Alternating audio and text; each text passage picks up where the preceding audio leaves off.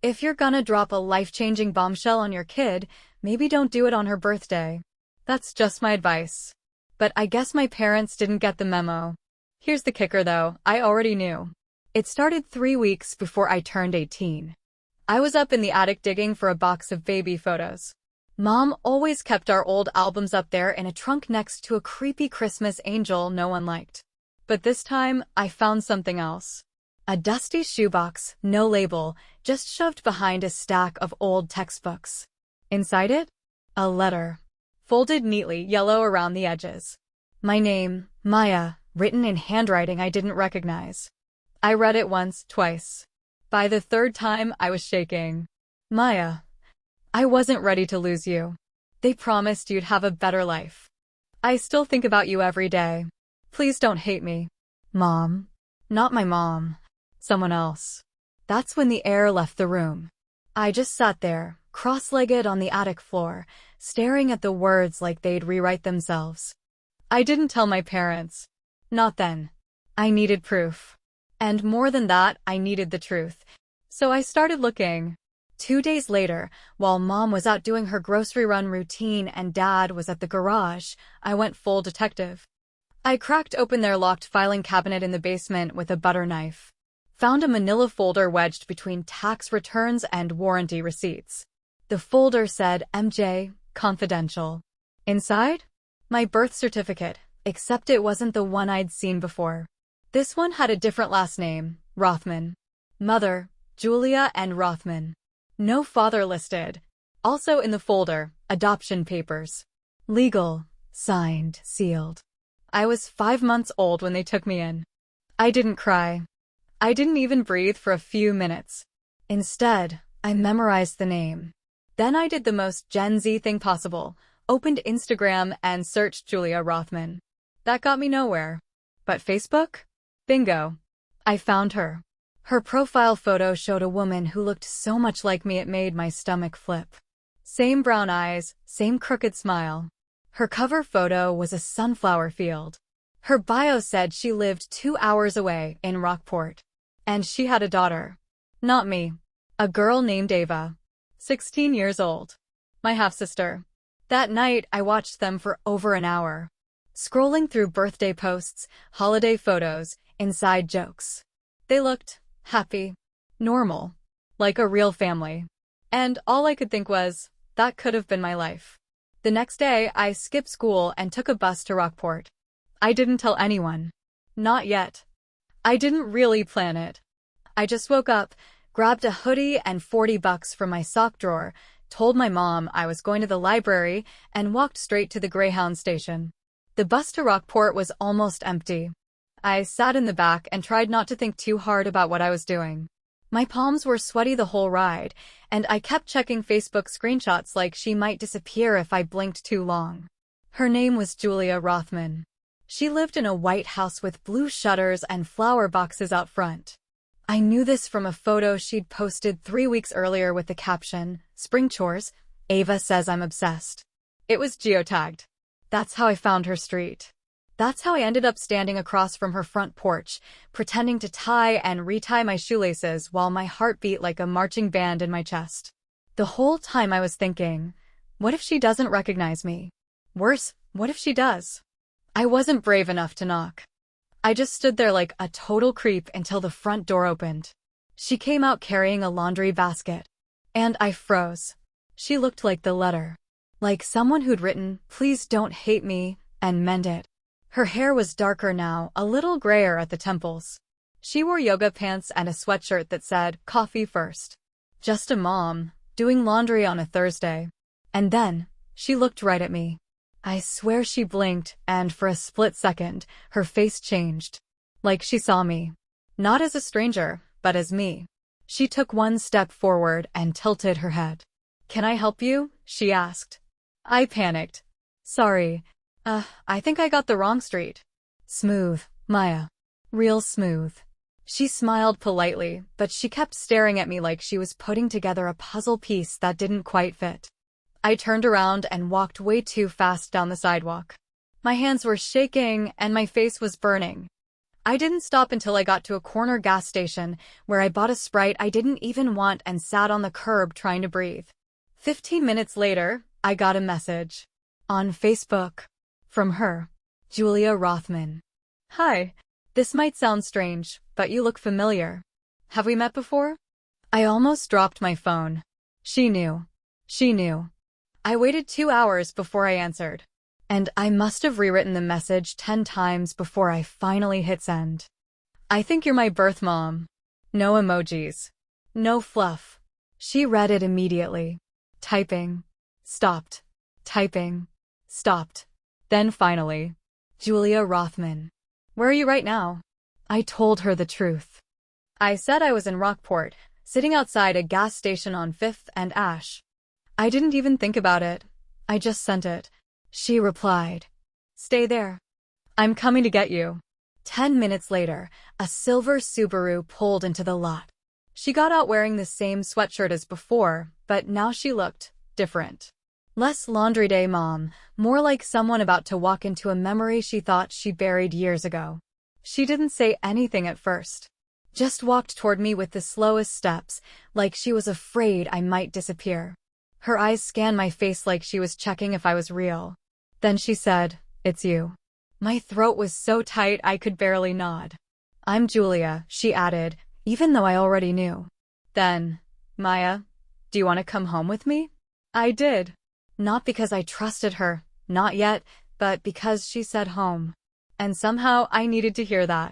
We didn't talk much in the car. I stared at the dashboard clock and counted every second like it meant something.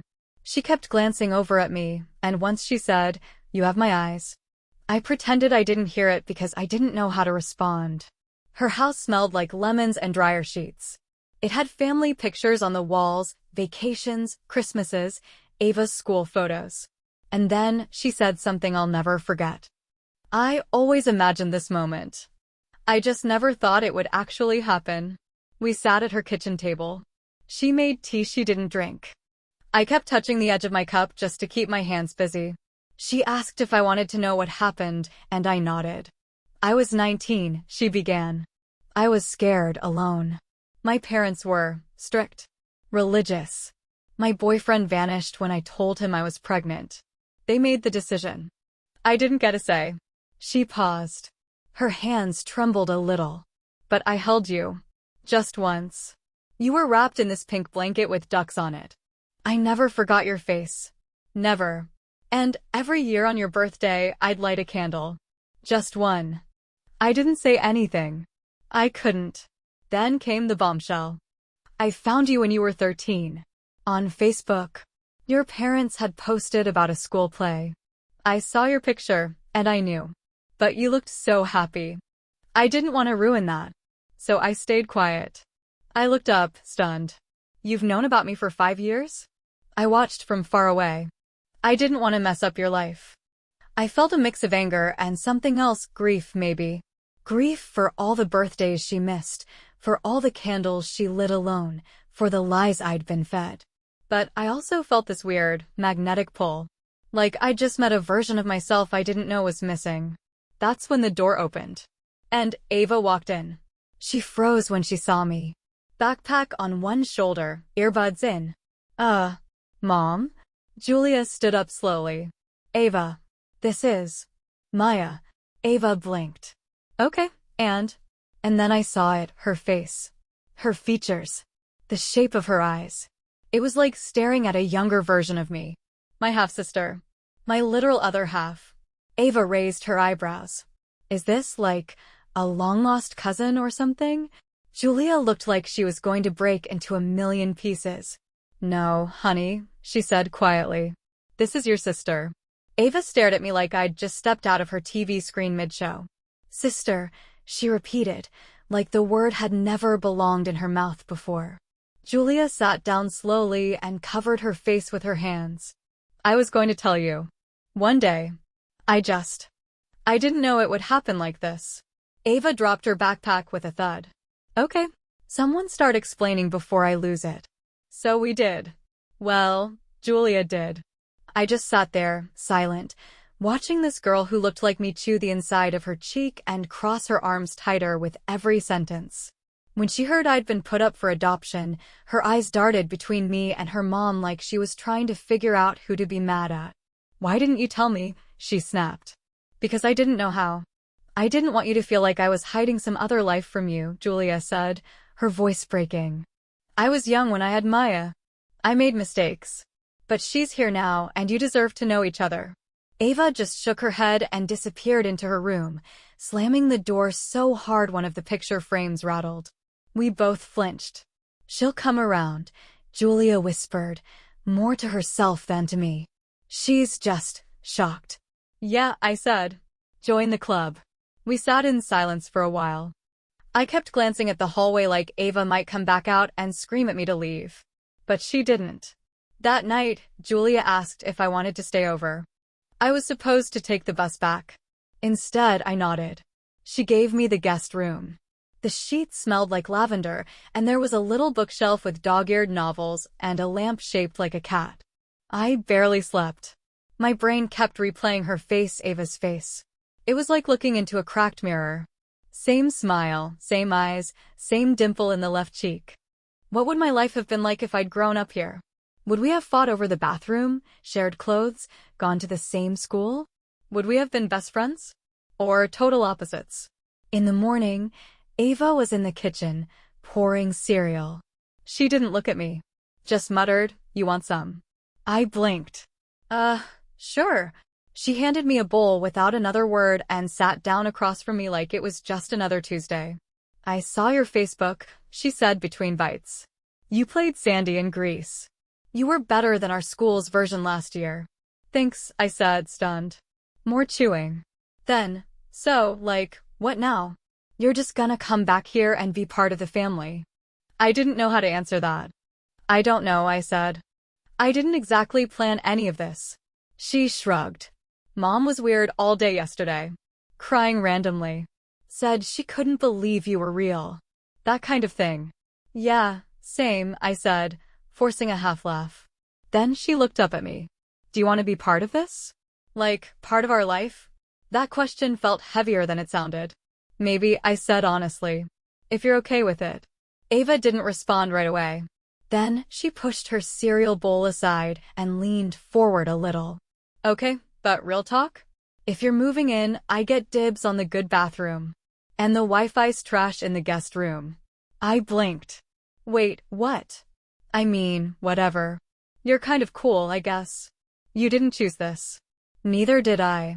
So we might as well figure it out, right?" I was speechless. And grinning. Then she added, "But if you touch my Spotify playlists, we will fight." That afternoon, we watched Netflix on the couch like it was totally normal. Like we weren't walking through the ruins of a secret kept for 18 years. Then my phone buzzed. A text. From my mom, Denise. "Can you come home early tonight? Dad and I want to talk after dinner." And right then I knew. They were going to tell me. Too late. When I got back to Fairdale, the house smelled like spaghetti and tension. Mom was stirring sauce like she was trying to hypnotize it. Dad was pretending to check the mail, even though he'd been holding the same 3 envelopes for 10 minutes. They were waiting for the right moment. I didn't give them the chance. "Before you say anything," I said, standing in the doorway with my backpack still on, "I know." Mom froze. Dad dropped the mail. "I know I was adopted," I said. "I found the papers. The letter. Everything."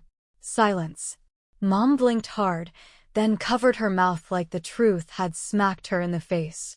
"Oh my God," she whispered. "How long have you known?" "About 3 weeks," I said. "Found it in the attic." Dad sat down slowly like his knees couldn't take the weight of the moment. "We were going to tell you today," he said. "On your birthday. We wanted to wait until you were old enough to understand." I gave a dry laugh. "I understood just fine at 15. You just didn't give me the chance." Mom came toward me. "Sweetheart, we didn't know how. We didn't want you to feel like you weren't ours." "But I'm not," I said. "Not biologically. Not on paper. You just pretended I was." She flinched. "You're ours. We raised you. We changed your diapers. We stayed up when you had the flu, remember? We cheered at your recitals. None of that was pretend." I know, I said, softer this time. But you should have trusted me with the truth. Dad rubbed his hands over his face. We messed up. We know that. But we've always loved you like our own. I nodded, biting the inside of my cheek. I wanted to believe them. I really did. Then I told them the part they didn't expect. I met her. Mom stared. Who? My birth mom, I said. Julia. I went to Rockport. I found her house. I talked to her. I met her daughter. Dad's mouth opened and closed like a fish out of water. You what? She's been following my life online, I said. She never stopped thinking about me. And she's not some monster, if that's what you're worried about. She's actually really kind. Mom sat down hard. This is a lot. Yeah, I said. Try being me. Nobody talked for a minute. Just the sound of the sauce bubbling. Finally, Dad said, do you want to go live with her? I blinked. Is that what you think this is about? I don't know, he admitted. I don't know anything anymore. I sighed. I don't want to erase you. I just want to understand where I came from. You came from here, Mom said, a little too sharp. From us. No, I said, I came to you. From somewhere else. And you knew that. You've always known. That shut her up. I just want to know my story, I said. The whole thing. Not just the part you curated for me. Mom nodded, finally, tears welling up. You're right. Dad looked like he wanted to crawl into the couch cushions and disappear. I looked at them both and said, I'm not angry anymore. But I'm different now. And we can't go back to how things were. And just like that, I left the room. Went up to my bedroom. And cried harder than I had in years. 2 weeks after everything came crashing down, I invited them all to dinner. All of them. My parents, Denise and Chuck. Julia, my birth mom. And Ava, my maybe sister, maybe stranger. Yeah, it was insane. I knew it. But I needed the chaos to stop spinning. I needed to see if these two worlds could sit at one table without tearing me in half. So I booked a table at an Italian place halfway between Fairdale and Rockport. Somewhere neutral, where nobody felt at home and nobody could slam a door. When we got there, everyone looked uncomfortable. Like they'd all dressed for a funeral they weren't sure they were invited to. My dad wore a button-up he only brings out for church and court dates. My mom had on too much perfume, the kind she uses when she's nervous. Julia wore a soft denim jacket and brought flowers for my mom. That threw me off.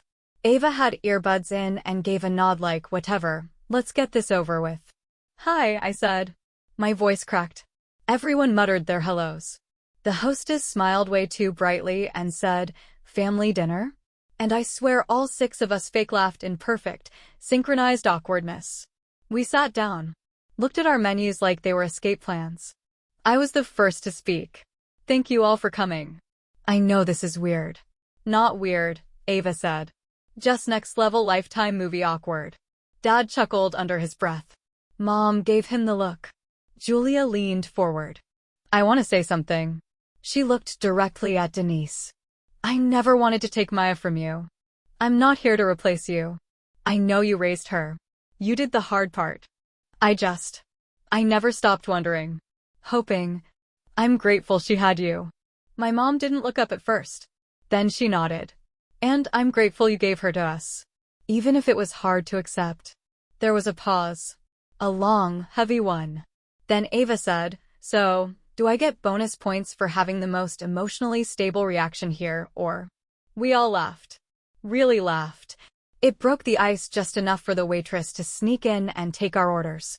Halfway through dinner, stories started happening. Mom told Julia about how I used to insist I was going to marry a cartoon character when I was 4. Julia told a story about how I kicked in her ribs while she was pregnant. Dad told the one where I screamed bloody murder the first time I lost a tooth and thought I was dying. Ava made a face and said, okay, gross, but that tracks. It was weird and surreal and warm in a way that didn't make sense.